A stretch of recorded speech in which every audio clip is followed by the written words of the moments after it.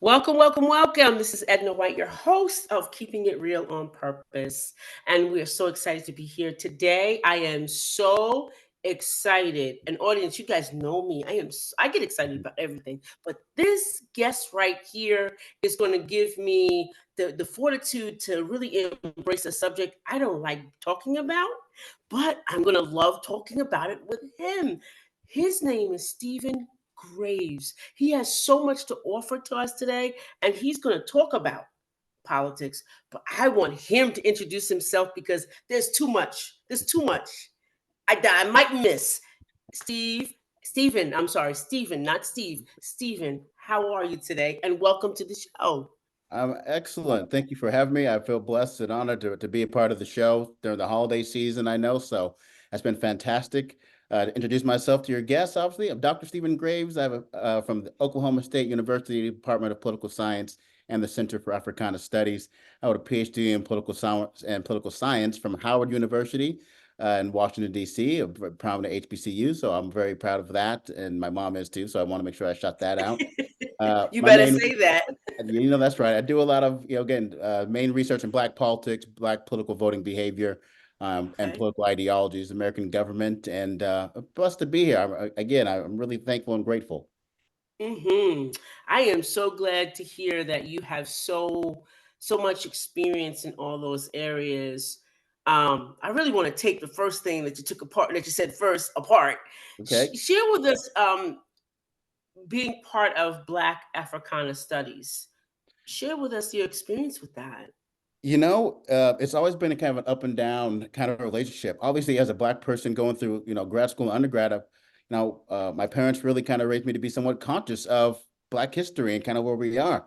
And so growing up Right. in predominantly white areas in K through 12 and not having access to that, by the time I got to college and really got to kind of study and do what I wanted to study and learn about Black people and where we were Yeah. from. But when I got into, my career in academics, with Ooh. 2016 and the way they kind of Ooh. the critical race theory kind of thing kind of took off, and now we're in Yeah. that DEI kind of thing taking off in some southern states and some Republican led places, really attacking diversity and equity, or really kind of Hmm. attacking critical race theory. This, what do you do with Black studies? What do you do with Africana studies is always kind of in the, in the back, of our Right. consciousness, especially in then, a predominantly white, institutions as far as higher academics goes. It's always that, what's the value of Black politics? Right. The value of Right. Africana studies? Like, Right. what are we teaching Black people about Black people? Why is it important? Is it only for Black students and everything else is? And so there's always a lot of that. And, I've had to, battle a little bit and a lot with white colleagues, kind of thinking that our scholarship isn't the same, it's not as valued as important enough, kind of a Ooh, niche, that's kind of an area. And so we're always fighting for that validation amongst our white colleagues, yeah. why Africana studies is important, why we should be doing Black studies. Absolutely. And in white, again, in white areas and white states, I was at University of Missouri before and now in Oklahoma, Mhm. when they're, public land grants. So like the legislature and the people have a lot Mhm. to say about where the funding goes. And so you Yeah, in, absolutely. conservative areas and they don't want to fund Black studies. They don't want to fund DEI. There's no money for it. And so we're always trying to, do more with less. Is always a big Right. part of a thing. And then Right. then there's always this kind of unshared burden on our Black students. So Black students really look for Black studies, Africana studies to kind of be a home for them. Mhm. They, looking for Black faculty, they want to, have someone to, kind of bounce off of that looks like them. And so there's always this little uneven burden of our service too, to kind of Black History Month events and MLK Right. events. When there's something that, Right. happens on campus or off campus that concerns Black students, we're always the one to call. So there's always that little uneven burden as far as, kind of service goes, but I couldn't imagine doing anything else. And Yeah. I've just always tried to That's work hard and great. strive to, to make sure that Yeah. Black studies and Africana studies are important aspects that everyone should learn about, including our white colleagues and our That's white right. have just as That's much right. at stake in learning about Black people as Black people do. That's right. That's really good. I will say that when you started talking about this, I came from Alabama with my family here. I'm on Long Island, by the way, Okay. and I moved into a predominantly white neighborhood, and I think I was the first white black that had braids that was from down south that came. And then there was another young lady that was with me, and her name was Joyce. I never will forget her. She was Black African, was different. So we both came and they were like feeling our hair. And it was just such a culture shock to me because I was a kid. I was 7. I'm Yeah. going to school. I'm like, everybody's like, ooh, like I was this new thing. I want to ask you, and I got 2 questions. I really do. I do. And I want to ask you, one is there true diversity, equity, and inclusion? Is there true, the way that, let me say, the way that they present it in the business world right now? No, I think there's a Okay. couple of things. One, Okay. when we talk about, especially with a recent affirmative action case and it being Okay. and it kind of going away, right? So a lot of times when Right. people when people thought of diversity and affirmative action, they originally Right. thought of Black people. Okay, that Yeah. was at its real an original intent. It was about getting Black people into opportunities that they previously didn't have. Right. Post Brown v. Board, post civil rights movement, that Hmm. affirmative action, and the scare from whites about affirmative action was Black people getting into Hmm. colleges, Black people getting Yeah. into jobs. And then when they originally thought about diversity, they originally thought about Blacks and African Americans having opportunities Yes. and everything else it is. Yes. Yes. Post Jesse Jackson in the 80s and the kind of rainbow coalition and this kind of need for what we now call multiculturalism and everything else, Yes. Uh-huh. diversity is really taking on a different term. So now Right. diversity just means anything that's not white heteronormative. Um, so Oh, now that's good. so now, That's good. the Asian Americans are now part of what calculates as diversity. Yes. And Yes. Latinx are now diversity. They've even expanded it up so much where diversity now means diversity of opinions as well. So Oh, getting conservatives in there or getting someone who believes in communism in there, like those now qualify as diversity. So where diversity once yeah. meant Black people, it has now been umbrellaed up so wide. So now where it really can kind of mean anything. And so when we Yeah. see diversity numbers and like, well, how come there's still all Black people there, but they call it diverse? Well, they've got minority women in there and they've got Yeah. Hispanics and they've got other Right. groups in there. So the Black population really doesn't see much improvement in everything else this and other groups do. And they call it diversity, even though that the initial scare and the initial kind of push is about, oh, we're getting Black people opportunities. And the same went with affirmative action. And studies have shown Right. that the biggest benefactors of affirmative action have been white women. But You're right. You're right? right. White women have been the benefactors of affirmative action, but they'll make it seem like, oh, this is all about Black people getting jobs, and now I've got a Black No, boss and a it's Black not. manager and No. everything else it is. But Mm-mm. that's not really it kind of at all. And so, trying to, overcome that adversity and that kind of stereotype of when people talk about diversity and equity and affirmative Mhm. action, they're no longer just talking about Black people now. It can virtually mean everything. Right. LGBTQIA is now diverse. So Yeah. they bring in a white male who is part of that community, and that now Mhm. qualifies as diversity. And so Right. it really has kind of taken on a life of its own. A whole It started, like you said, like, yeah, focusing on us, and then it just branched off. And um that brings me to the second question. Now, I always divert back to my childhood. So, um I remember being taught about Martin Luther King, um, uh, um, a few others. There's 3 others. It was 3 others.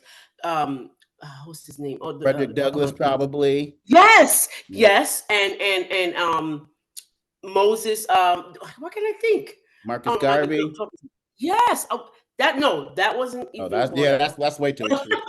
That That's was not brought up. Don't even say that. yeah, The Underground Railroad. of course. Harriet Tubman. That was the 3. Yeah. But I never, again, I was young. So when I felt some type of way when my white teacher was telling me about these 3 people, Mhm. and I bring that up to date now. Am I okay, or should I be better than that if I'm being taught about us by another race? Am I okay with that? Should I be okay with that? Or how can I embrace it if I'm wrong? I mean, there is an issue of that. We've had that Okay. issue before in some of our introduction classes when they're taught by Okay. white. And some of our Black students are like, little uneasy, like, that Yeah. openness And is I being able am. to I really am. kind of I'm say. easy And of, now. and Yes. of course, like you said, and traditionally through K through 12, we've only been taught slavery, Underground Railroad, MLK, Barack Obama, and that's pretty much Yeah. as the kind of crux Well, of it that's what right you now. got. I didn't get Barack Obama. I got not Marky. I didn't even get Marcus Garvey until I was in Oh high no. school.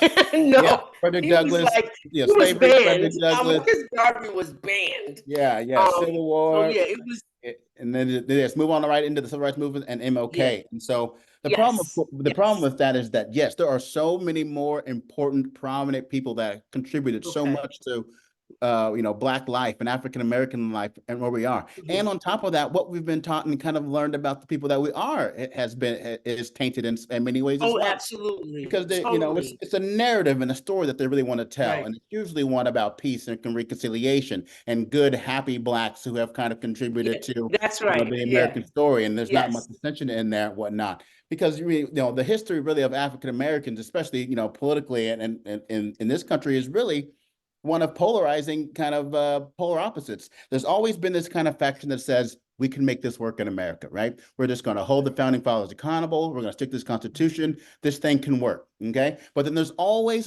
has been this other branch of the Black population who says this is never going to work. They don't like Yeah. us. They don't want us. They have shown us that they don't want us here and they don't like us. This is not going to work. So Yeah. even when you've got people like Frederick Douglass, who's trying to hold Lincoln accountable, and he's saying this Mhm. country owes us. There is Martin Delaney and other people out there going, Black people, we got to do Yeah. our own thing.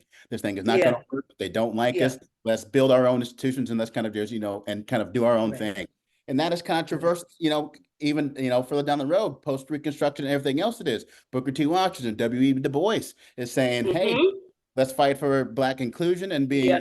be involved in higher Yeah. education. And there's another branch saying, like Marcus Garvey is saying, Black people, do your own thing. It ain't gonna Do work. your They don't own want us. They don't thing. like us. It's time to build our own Yes. thing. And that's what Marcus Garvey and Booker T. Washington were saying. Black people, build your own institutions, separate yourself, Yes. and build your own economy up and do your own thing. Yes. They don't want us here. They don't like us. It's time to Yes. take care of self, and we're going that way. Yes. Even when you get into that's in the 1910s and 20s. You get to the 50s and 60s, same kind of a thing, right? You've got Martin out there saying, "Hey, we're going to hold the country accountable, justice, Yeah. equality, all those kind of things," right? But then you've got Malcolm X and NOI and Black Panthers out there saying, Oh, "This a is not whole going to polar work. opposite. This is not Yes. going to work. They don't want us. They don't like us. Yeah. They have taught us over Yeah. and over again that they do not want us here. Yeah. Don't see us as equals. Let's do our own thing." And so there's Yeah. always been that conversation in the Yeah. Black community as far as what our role Mhm. in America is. We're either going Yeah. to, make this thing work with white people and be part of the system, or we're going to come Yeah. to the realization that it's just not going to happen. They don't want Yeah. us to be part as equals. They never saw themselves governing alongside us as equals throughout all of the history. They just never fathomed. Even the Never. founding fathers never fathomed the idea. Mhm. Abraham Lincoln, Thomas Jefferson, they all had the idea that once slavery was over with, we're shipping these Black people back to Africa. Right? That's why they purchased Monrovia and Libya, right? They purchased Yes. land, colonized and said, listen, this is never going to work for a plethora of reasons. And the two reasons were either one, and this is probably a big one, whites were never going to get over the fact that Black people were once slaves and were once beneath them. They were just never going to get over that fact. And the other part Right. about it was Blacks were never going to get over it either. Right? We're never going Right. to get over the thing. So the Never. best thing we can do once freedom is gone is get these Black people out of here. We're going to send them to Monrovia, send them to Libya, and get them out of there. But all Mhm. the Black people said that's not going to work. And Martin Delaney was one that said, we're not doing that. You're not going to colonize us back to some other place, or else it is. And so they were like, hey, during that time, 90% of Blacks were in southern states. And so they said, hey, just give us these 7 states down here in the South where we're 90% of the population, and we'll Mhm. leave us alone. They weren't going to give us Right. that, obviously. So then they said, okay, well, how about we just migrate to the Caribbean where it's, somewhat in our Yes. environment, still got Black people there. We'll migrate there. White people weren't going to let us go there. They were, again, slave rebellions and fugitive slave laws. They're capturing us at the border. They're not going to let us grow real citizens anyway. So that conversation has always kind of been there. And then and Martin Luther King, towards the end of his life, started to come to the same kind of realization. One of the conversations that he had with Harry Belafonte before he was assassinated, of course, by the Mhm. federal government, we have seen, is that he articulates to Harry Belafonte. He says, I don't know if I'm sending my people into a burning house. I I might be wrong on this one. This integration thing. Maybe I'm on the wrong stage on this thing. And last but not least, in that same kind of notion, that March on Washington, his last little address, that was about anti-capitalism. That was about Yeah. economic They equality, watered that down. reparations. They watered that down. They watered that down. Absolutely. That Totally march watered was that down to something totally different. That was a march for Never told economic us that. freedom and justice. It was the march for economic Mhm. freedom and justice. He's talking about there's a check that white people owed black people still. This is what the current Mhm. reparations movement is kind of hitting at.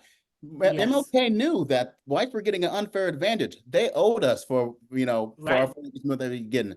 And that Sure. economic push was to get that back, an anti-capitalism movement there. And that was, of course, the end of his life as he kind of started pushing towards separatism, anti-capitalism, and kind of make it work. Yeah. And that's kind of been, one of the big things, NOI, Malcolm X, Black Panther Party, Yeah. they all had this Mhm. idea that, separatism, and separatism is different from segregation. And this is the Oh, argument absolutely. that they're trying to make, right? Segregation Mhm. is white people telling blacks where you can and cannot go, Right. what you can and cannot do. Well, separation is blacks having the power to say for ourselves where we'll Right. go, where we won't shop, Mhm. where we won't live. Mhm. And those are two Right. different things. And so what Right. they're Right. advocating is for separation, and that's totally different from Mhm. segregation. And these Yeah. arguments continue to play out through, American history and Black life. Absolutely all over the place. All over the place. Every time you turn around. Mhm. And you're sparking my heart because I'm a baby boomer. That's my time. Okay. And I will tell you that I didn't learn any of this. I lived in Alabama. You Mhm. know, I lived in Alabama, was raised by my great grandparents. My mom was working up here in New York.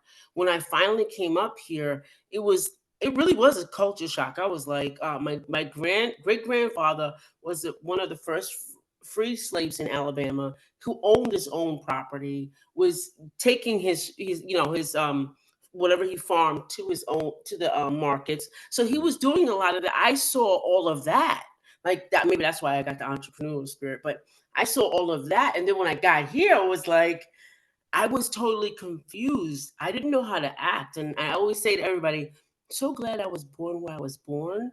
And saw what I saw, because if I saw this, I probably wouldn't be alive right now Right.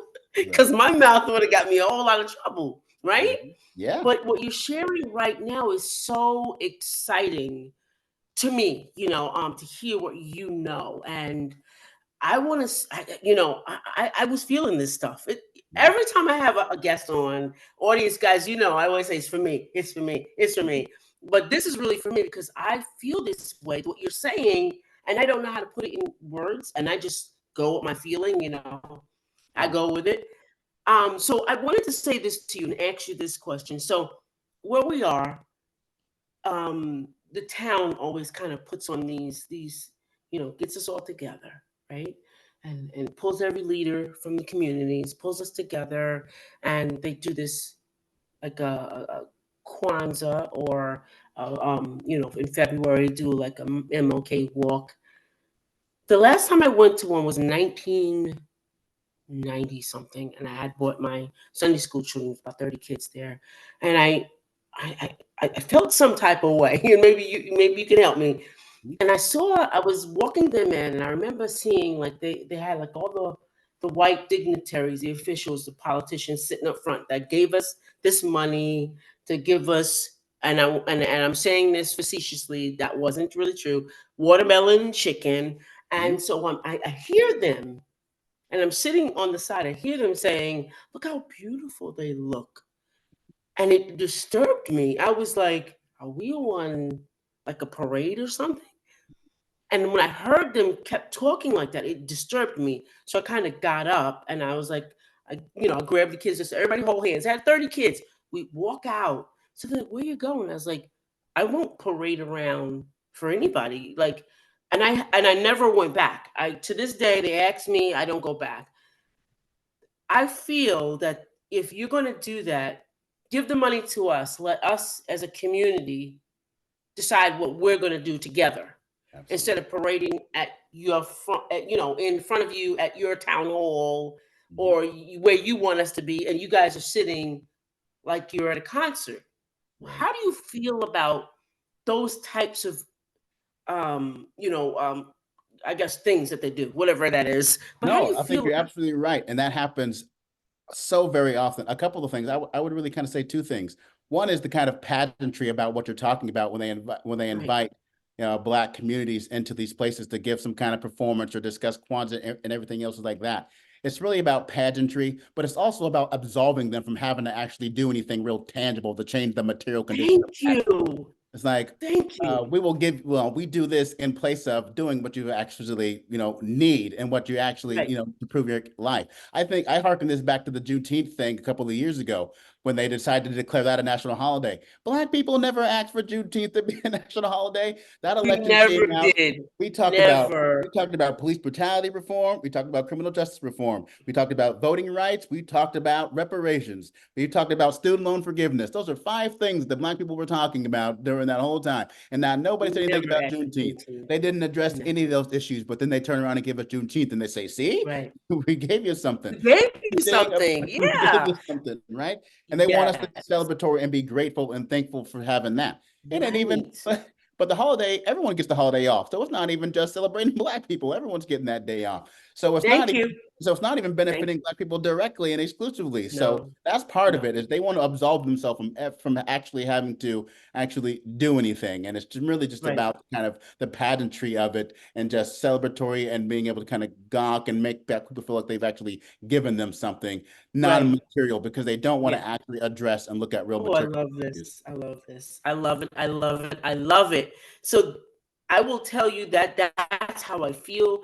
And I haven't taken all the education that you learned, but I felt it. And I was like, no, I never go back. Even when they asked me now as an adult, I was like, no, I'm Yeah. not being involved. I cannot parade in front of them dressed up. I can't do it. Why? Give us the money for our communities. Give us that money. Let us do what we want to do. And then I don't see Kanara. If we are celebrating Kwanzaa, I don't see Kanara. I don't see us doing things on the day that we're supposed to be doing it on. We do it Right. on the day that you want us to do it on. So you Absolutely. can, like you said, be absolved from your guilt or whatever it is. Absolutely. While also And simultaneously feeling good. And this is another aspect about it, is this, the white savior complex too, as well. And feeling like, yes, I say that. I didn't even we know it know was a what's better thing. for you guys than you do. We know what's better for you guys than you do, roasted is. And this is part of the thing that Black people have been advocating for, is like you're saying, who knows about Black issues and how to better improve Black material life than we do? So we can solve Exactly. our own problems. This is part of the Exactly. conversation before about this ain't going to work. Exactly. Like, we can solve our own problems our own way, with our own Hmm. leadership and our own Yep. character, values, and experience and culture. But instead, what we find, of course, is like you've noticed, is white people want to not only cut the check, but they want to be in leadership roles too, and they want to have Yeah. some say and be able to dictate, rather than just Hmm. letting Black people with the resources solve our own problems in our own kind of a way. Instead, they Right. want to have some say and they want to donate money and Right. feel like that then gives them the ability to say, we're not Right. only helping, but Exactly. use our ideas into as well. Right. Yeah. And I always say that too. I said, do you see what they're doing to us? Like, Mhm. we're arguing with each other about being on their board Right. when we have the ability to be on our own board and bring that to our own community. Why would you want to be on their board? It Yeah. doesn't, you're not getting paid. You can do the same exact thing in your own community, come together and do it for your community. Why would you want to, Yeah. Or they want to donate money and be on our boards, or they want to donate $1,000 and be like, but we want a seat on the board. We want to be a voting no, member they don't on even this know kind here. They of don't board want and to do everything that. like No, I'm that. telling you, Stephen, they don't want to do that here. They want to induct themselves and say that they're like some kind of ambassador or something Oh in yeah. our chambers and things like that, but don't want to pay. They don't want Yeah, to pay. of course. Like Okay. that. They want to be like that kind of thing. So Mhm. no, I think I'm through with that. I think I'm Yeah, really through that.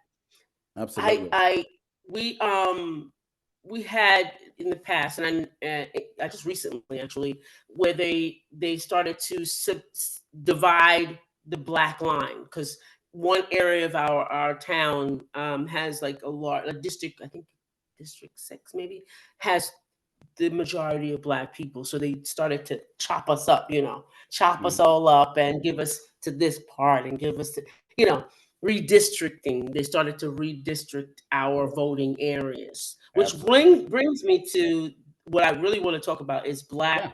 political behaviors. And I Mhm. know that you know all about this. I was furious with people that didn't show up, and I'm always furious with people that don't show up. I scream at my kids. My kids are old. And I'm like, Mhm. you're not voting? Well, it doesn't make a difference anyway. Yes, it does. It does. I'm telling you, it does. Tell us about these behaviors. Please, just please. Well, I mean, well, the thing I would say is that both are right. And participating in local Okay. elections, absolutely, especially Okay. where city council, superintendents, police, Right. police forces, and sergeants. Those local Right. offices that are part of local elections, absolutely, those votes Right. definitely are important, definitely matter. And same Okay. with policy legislations and referendums that come up. Okay. That they come up in local elections, absolutely. Now, national Okay. elections, it gets a little bit different. It gets a little bit dicey, especially when you're talking about the Okay. electoral college and swing states. As you see, every presidential election, Ooh. they're really only following those 9 states in the middle: Indiana, Ohio, Michigan, Wisconsin. There's these swing states in the middle, and elections What are you telling me? Say that the this. Wait, elections hold on. really Hold on. Hold on. the Hold on. Hold on. election Hold on. really Hold on. comes down to those. The whole if I could rewind, I would say it again. The national elections, presidential elections, really only come down to a handful, about 7 or 8 states, and the rest of the states don't really matter. The swing states in the middle, where you see most presidential candidates spend the majority of their money, places like Ohio, Wisconsin, Indiana, Right. Michigan, occasionally Missouri, North Carolina, Virginia. Those are kind of swing states that can kind of go either way. But for 80% of these states, most of them Oh are my already somewhat goodness. predetermined, right? Like those main Oh southern my states have voted goodness. red for the last 20 years. They're going to continue to vote red. You see places like California and Washington State and Oregon and New York, they mostly vote blue. So you're really kind of like carving up, these big states kind of in the middle. And those are usually where these elections, national elections, really kind of get determined. And so that's why you see, Oh my advocating, goodness. how those black votes are kind of getting carved up in those places, because those are really where national elections really come down to. Got you. You don't see a lot of presidential candidates go to all 50 states, especially because some of those states have already predetermined, right? Tennessee is voting Republican, Alabama is voting Republican, right? And so you don't really kind of see black people then advocating for Democratic candidates in those states trying to swing votes. Until Bill Clinton won Arkansas back in the 90s, that had been red for decades, and ain't no Democrat run Arkansas since. But he happened to be the former governor of there, so he was able to pull Arkansas. Okay. But that's Okay. traditionally a red state too, as well. So these national elections really kind of get in there. But on the other hand, I would also then say that, to the notion about whether you vote or not, can you still kind of complain? And I always advocate absolutely. I mean, because whether you vote or not, Okay. you're still a tax-paying citizen. They're taking our money, Okay. okay, and they're using Okay. it. It's like going to Yes. a it's like going to a restaurant. I don't necessarily get to choose what's on the menu, but if my food comes out and I don't like it, I still get to complain because I'm paying. And so elections, right? So the Absolutely. Absolutely. elections are kind of the same way. And another thing about it too, that I was always advocate is, yes, they're important, but improvement of Black life and our material conditions is on a daily basis.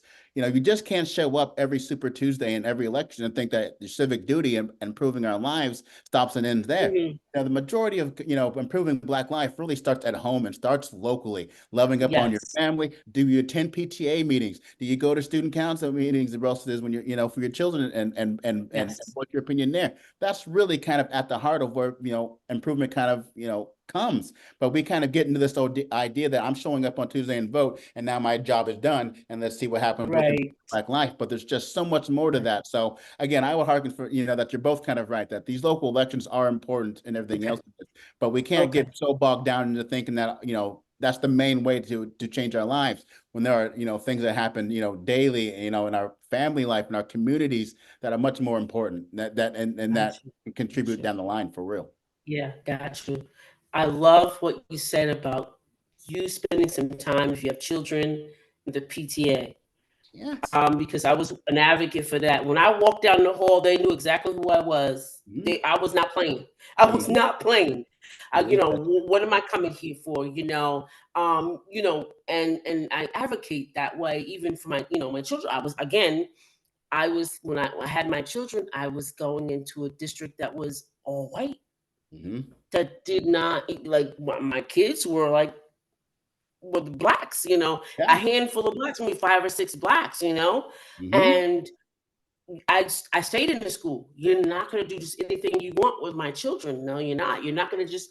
I wanted to review things, and it's so important these days and ages for our young people that are having children or have children that are school age to be involved in the school. Don't just let the school raised them. One Absolutely. thing I hate, one thing I hate is that when you don't take your children to physicals, Yeah. but you let the school give them a physical. I hate that. Don't do And I it. don't know why.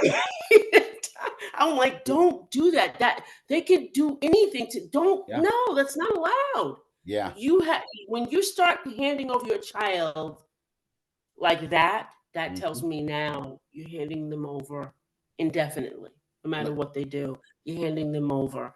So I like what you said about that. An Is it adult should starts at home? always be in the room during those physical, like during physical exams. So if they're trying to Yes. get them away at school and you're not able to make it, you opt out of then you can just opt out, or unless you're able Yeah. to attend, but you never let them test or do any kind of medical, Black people know obviously throughout our history, you never let them experiment or do any kind of No. medical exams on No. children without there being an adult around to ask questions and to Yes. oversee. Absolutely, absolutely. I totally 100% agree.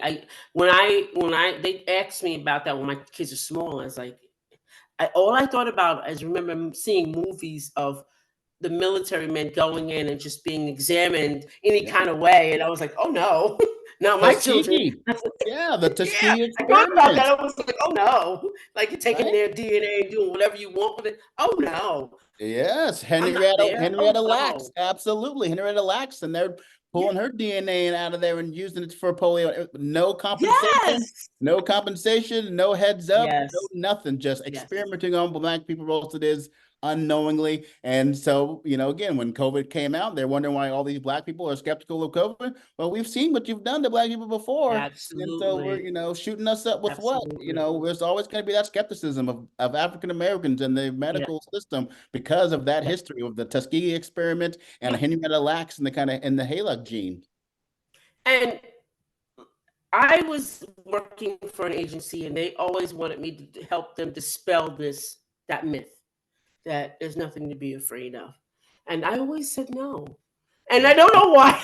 I guess I'm just somebody that kicks against stuff like that. But I was like, no, I think everything that we're feeling, because I don't say they, I say we, because we Mhm. are feeling it, That's right. is valid. We're Absolutely. feeling that because it's valid, and I would go back and say, well, remember, well, that's not now. I said, how do we know that? How do we know? Here's the thing, and it's still happening now, and we've seen this more recently in the research about Black maternal care, and you've seen that Yes. news out lately, especially Yes. when Serena Williams came out after she gave birth to her first, and she came out and said, "I almost died in there," and right, Yeah. and they don't know how to treat Black pain, right? They don't need it No. tougher, they can handle it better, and everything else it is. So when someone is rich and is famous, and the problem is Serena Williams comes out and says Black maternal care is a disaster. They don't Yeah. understand Black women's bodies. I almost died in there. Then it finally comes out and say, "Oh my goodness, they are, Black maternal care is at an extremely dangerous rate and twice the That is death correct. of everyone else." Like they don't understand and aren't treating Black women when they come into the doctor and say, "Hey, this doesn't feel right," or "This is more painful." Like, "Oh, Yeah. you're going to be okay. Black people can Yeah. handle a little bit more Yeah. pain. You don't need as much." Yeah. Like, no, Yeah. so they're still doing it to this day Yeah. as far as To how this day. Black people are being responded to and treated in medical facilities. Absolutely.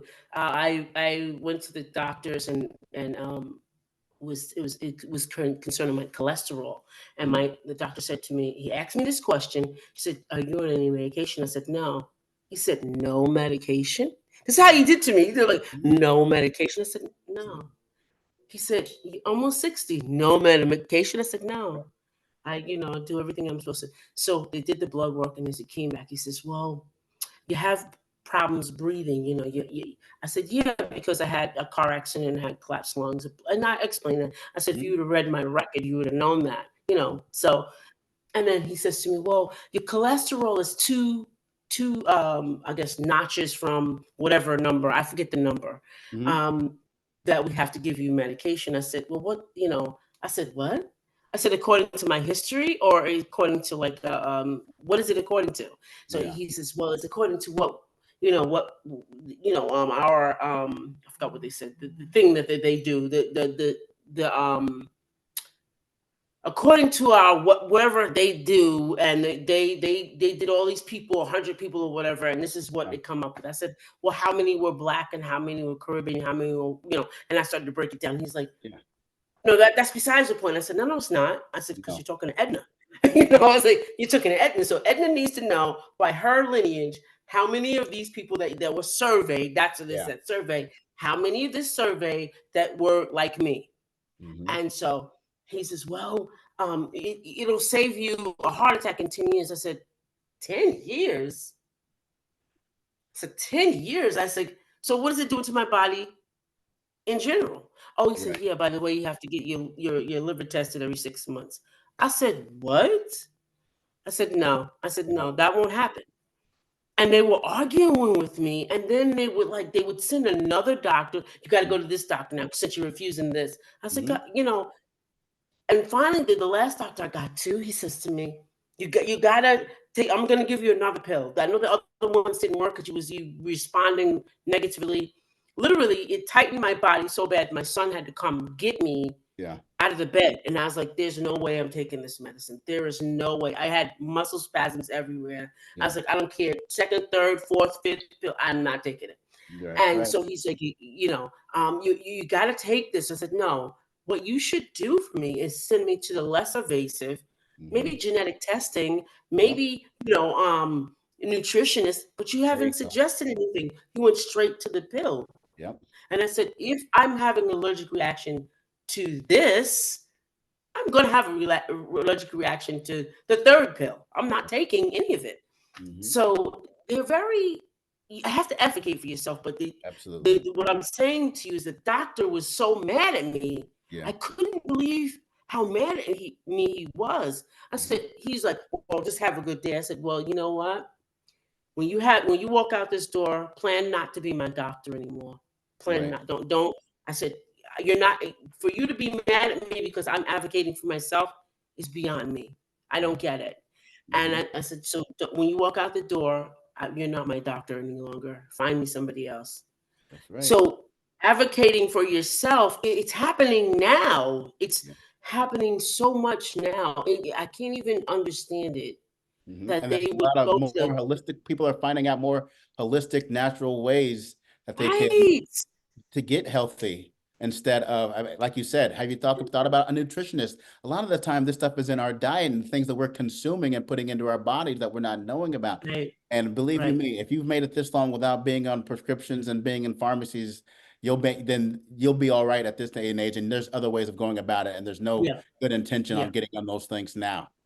Yeah. And I think that's I felt really good about like advocating for myself. And my friend said, keep going because they're gonna send reinforcements. I was That's like, right. are you kidding me? Are They're you going to just make you kidding get me? on some kind of prescriptions. They're They sending want you in the reinforcements. database. They want you somewhere in that Yeah. database for taking something. They want to get you on something. Yeah. And I said, "Are you kidding me? Are you just kidding?" And so and now I'm at the gynecologist. I'm telling Mhm. her what happened to me. She goes, "Well, we're finding that blood, cholesterol has to do with heredity, and it's not necessarily high or low." I said, "Yeah, because one of my doctors who is Greek, his Mhm. blood pressure, his cholesterol is three something, and his doctor says he's fine." Right. But why is it I'm not fine? Yeah. I don't get it. I don't get it. It's two times mine. I don't Yeah. get it. Yeah. And so she said, yeah, I think, and I'm at a gynecologist now, and I Mhm. will say that I'm at a gynecologist. She's saying I don't really advise people to not do anything, but if you feel like you shouldn't take it, don't take it. Amen. That's what she said to me.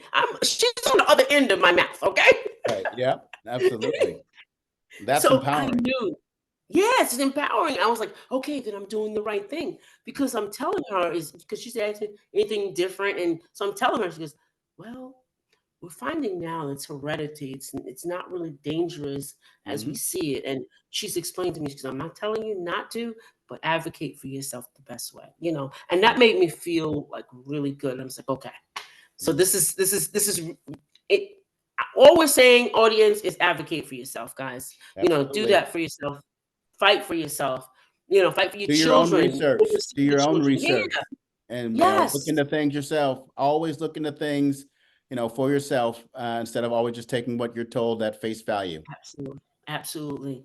So how can our audience get to more of you? Because I'm gonna be bugging you. I got your email now. You are on Absolutely. blast with me. You How reach can out to they me get in touch anytime. with you? Absolutely. But again, I can be found at my own website, www.graviology.com. I'm on Twitter and Facebook as Dr. Stephen Graves, PhD. So I can be found out there. And I always enjoy having these conversations. So you reach out to me anytime about any topic. Absolutely, But you can absolutely. find me on those avenues and on those media platforms. Great. That's terrific. Well, I'm falling in love with you already. Like you are like you're giving me information I've never known. And I know that if I were to talk to you any longer, I'll probably be too stuffed to move because you have so much information.